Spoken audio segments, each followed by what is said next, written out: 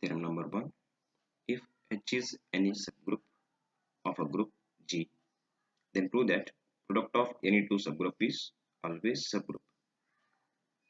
So we know about the proof here. What they given? If H is any subgroup of group G, yes, right. H is any subgroup of group G. Okay, right. Let us retake. Let H1 and H2 be any two elements, any elements of a group H, and H is a subgroup of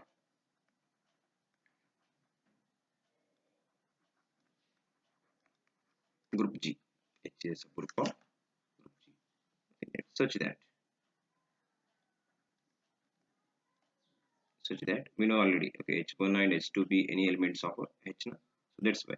So we write here H1 comma H2 is belongs to a subgroup H, and also H1 and H2. Okay, these two are belongs to. It means H1 into H2 is belongs to H. Therefore, we can say that. So now, okay, a product of two subgroup is subset of again a H only. This is result number 1. See guys, okay, H1 comma H2 is belongs to a subgroup H, and also we can say that. So H1 into H2 is belongs to H. Again, okay, product of two subgroup. It means okay, this is also belong. H1 is also belongs to H, and H2 is belongs to H. That's why H1 into H into H is a group of the H only. So now we are taking E be the identity element, E be the identity of group G, and now H into E, okay, H into E is belongs to a group H into H for all. H is belongs to a subgroup H, and also E is belongs to a sub H. Therefore, okay, now we can say that.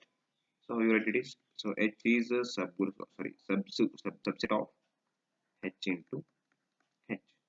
Therefore, this is Z2.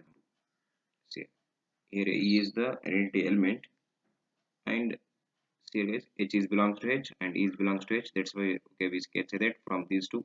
So H is a subgroup of it means subset are equal to so H of H into H. So therefore, from equation number 192, from 192. So how you write it is here okay, product of two sets is a subset of the H, and here H is a subset of a product of two sets.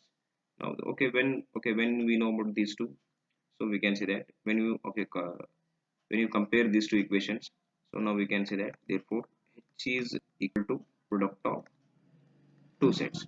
Therefore product of two subgroups is again a sub of group G of group G.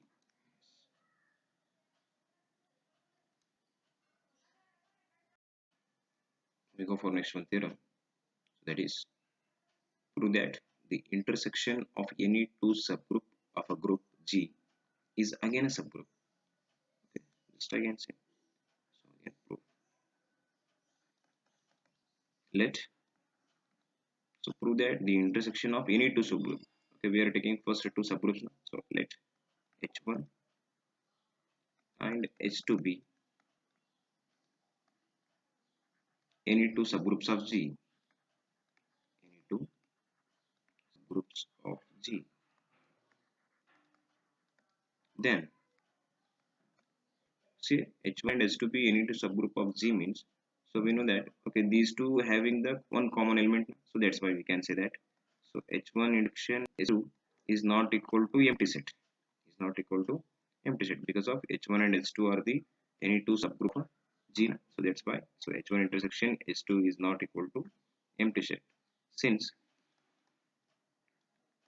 E is an identity element in both the subgroups.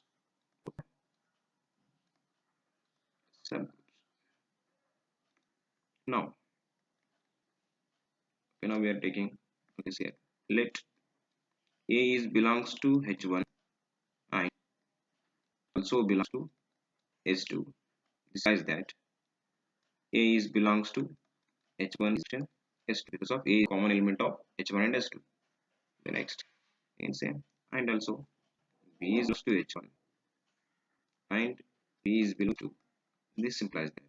Now see here, B is the common element for the H1 and S2. So that's why we can write now. Okay, B is belongs to H1 intersect S2. Okay, we have all here. S2 are the one and S2 are subgroups. These are we know already. So therefore, A1 is belongs to H1. B, sorry, not A, it is A only. A is belongs to H1 and B belongs to H1. So this implies that here A is belongs to H1 and B is belongs to H1. So we are taking, okay, this implies that. So we know already subgroup definition. So therefore, AB inverse is belongs to H1. Okay, similarly, again same. So A is belong to and also belongs to H2. This implies that. So again we can say that AB inverse is belongs to S2. So therefore, see, so AB inverse is belongs to H1 and AB inverse is belongs to H2. So this implies that. So AB inverse is the common element for the H1 and H2. So AB inverse is belongs to H1 intersection H2. Therefore, now we can say that. Therefore, 1 intersection H2 is a subgroup of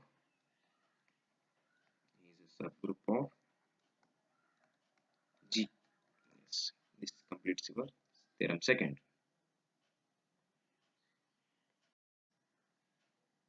Theorem number 3. A non-empty set H of a group G is a subgroup of G if and only if A comma B belongs to H and AB inverse belongs to H and B inverse belongs to G. Here guys, we go through the proof again. Okay, what is given that? So they given that, write down given. So given that H is a subgroup of G. H is a subgroup of G. Okay, to prove that. So what to prove? So to prove that A and B belongs to H, this implies that AB inverse is also belongs to H. Since, okay, we know already, so H is a subgroup of G. Yes. Since H is a subgroup of group G. Yes, subgroup of G. Therefore, so B is belongs to H. This implies that so B inverse is belongs to H by using definition of subgroup.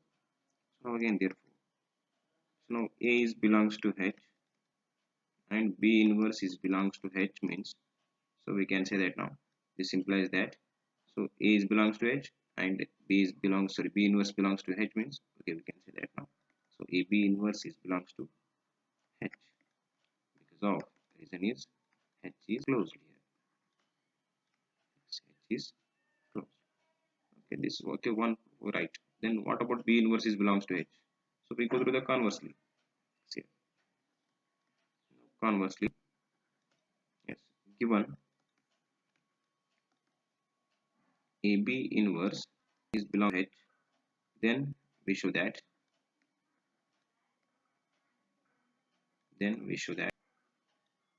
H is a subgroup of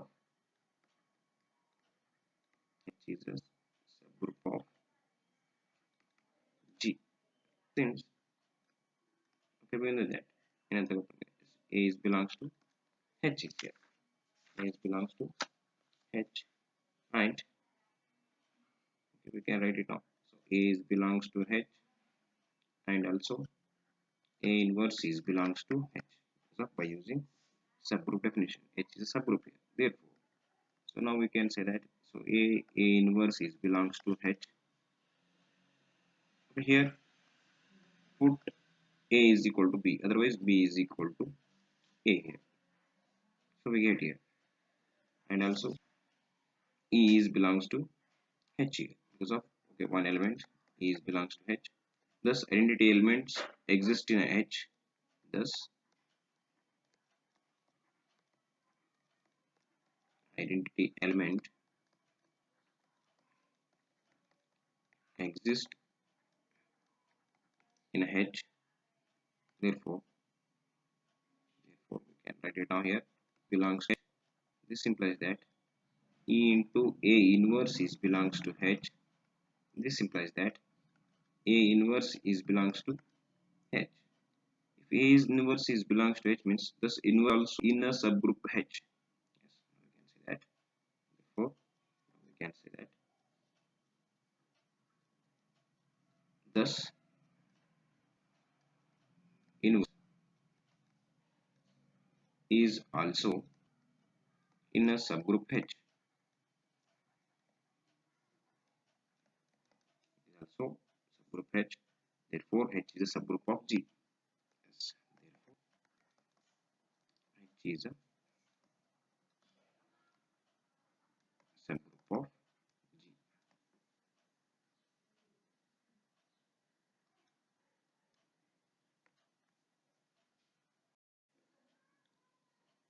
Now, theorem number 4.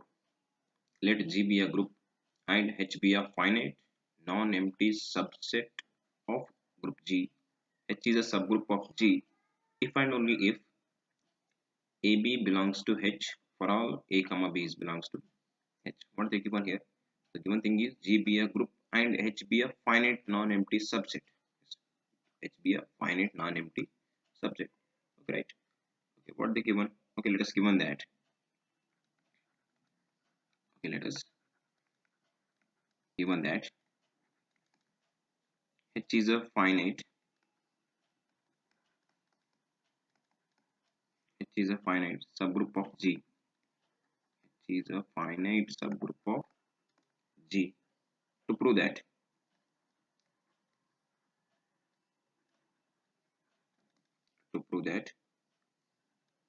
AB belongs to H. AB belongs to H when A comma B belongs to H. So we know that H is a group now, since H is a subgroup. H is a subgroup and H is a group in.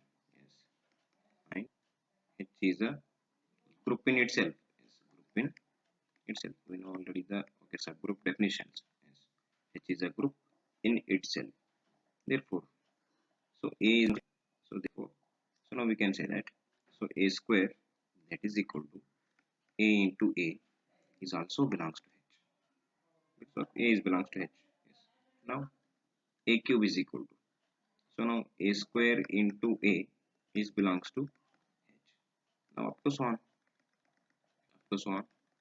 So last one. So directly we are taking AN is equal to AN minus 1 into A up to so on is belongs to H. Is belongs to H. Thus the infinite collection of the infinite collection of elements infinite collection of elements A square, A cube up to so on, AN up to so on because of infinite must all fit into all fit into H only. Yes, must all fit into a subgroup H only, which is a finite subset of G. Yes. is a finite subset of group. Okay, now we go for again continuously. See, there must be a repetition in this collection. There must be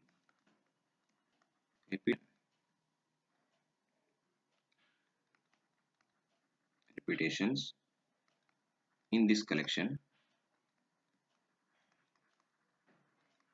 In this collection of elements. In this collection of elements, that is, for some integer r and s. R and s. Okay, what? Okay, here guys. Okay, we can say that here a square is equal to a into a is belongs to h. Then a cube is equal to a square into a is it is also belongs to h. Okay, up to so on. Okay, last one, an is equal to an minus 1 into a is belongs to h. Thus the infinite collection of these are all infinite collection of elements a square, a cube, up to so on, a and again up to so on must all fit into h, which is a finite subset of g, because of h is a finite subset of g. Already they given that. So now we go for, so we are taking here there must be a repetitions in this collection of elements, that is for some integer r and s. Then okay, we are taking here, so a raised to r is equal to a raised to s, where r is greater than s. We can see it now.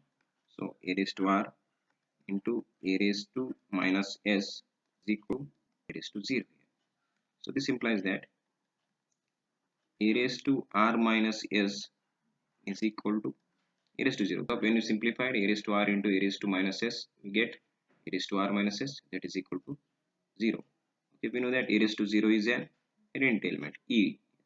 A raised to r minus s is equal to, we get e. It is, this is result number 1. But so we are taking r minus is equal to m, where m is a positive integer. Where m is a positive integer. Since r and s are positive integers, are positive integers with r is greater than s.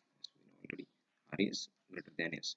Therefore, we can say that equation 1 becomes, so a raised to r minus s. Therefore, r minus s is equal to, we are taking m. Therefore, a raised to m is equal to, we get e. So this implies that, so this e is belongs to subgroup h.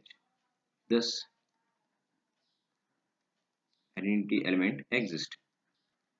Identity element exists.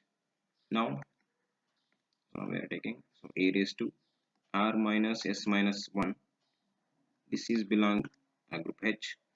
Now we are taking a raised to r minus h into a raised to minus 1 belongs to h. Now we know that a raised to, okay, r minus s is, okay, we say that already, so that is the element e. So e into a inverse is belong to h. Therefore, so identity element multiply, okay, we multiply, so therefore a inverse is belongs to h only. A inverse is belongs to h. Okay, therefore, so now we can say that thus the inverse of element is also in h. Therefore, write down lastly, thus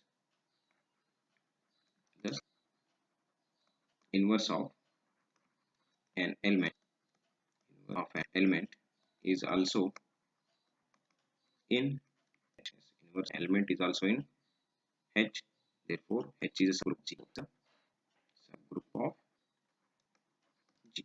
This completes your fourth one.